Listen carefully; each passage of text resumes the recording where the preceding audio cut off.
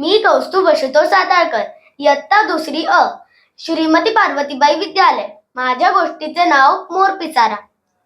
चिचू उंदीर नेहमी आईच्या मागे भुणभुण करत फिरायचा.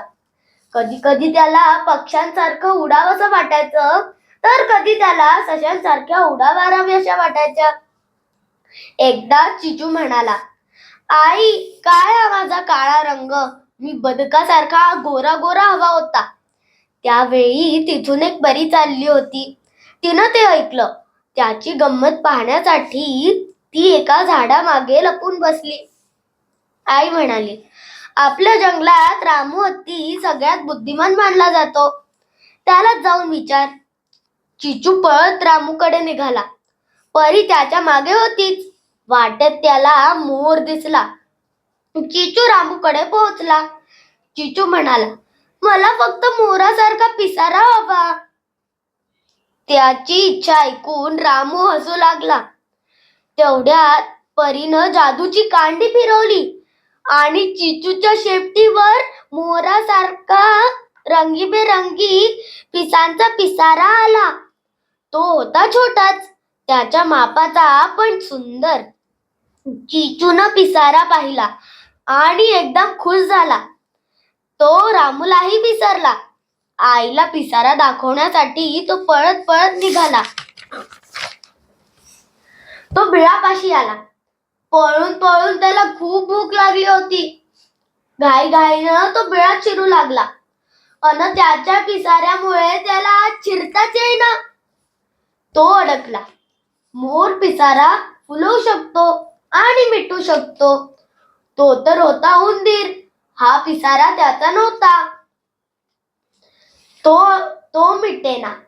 चिचू वैतागला. तो उलटा होऊन आत जाऊ लागला. तर बीळ पूर्ण झाकलं गेलं.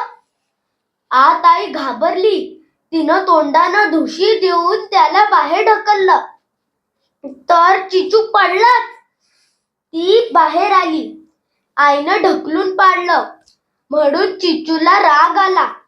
तो आईवर चिडला. त्याला पाहून आईला हसूच फुटलं. ती आधी हसली आणि नंतर तिला काळजी वाटली. असा उंदीर कधी असतो का?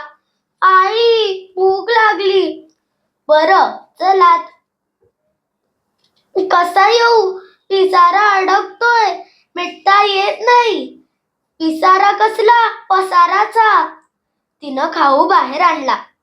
चिचूला भरवला. आई, आता झोप आली. खाऊन झाल्यावर तो म्हणाला, आत कसं येणार? आता बाहेरच झोप बाळा. चिचूला बाहेरच झोपावं लागलं. बिचाऱ्याला अद्दल घडली. सकाळी आई लवकर बाहेर आली. चिचूही जागा झाला. आई, मला पिसारा नको. असं होणार हे परीला माहितीच होतं. ती आधीच येऊन एका झाडामागे लपली होती. चिचू उदास झाला. परीनं पुन्हा एकदा जादूची कांडी फिरवली आणि चिचू पुन्हा पहिल्यासारखा झाला. आईनं त्याला जवळ घेतलं. त्याला खूप बरं वाटलं. लेखक ईशान पुणेकर. धन्यवाद.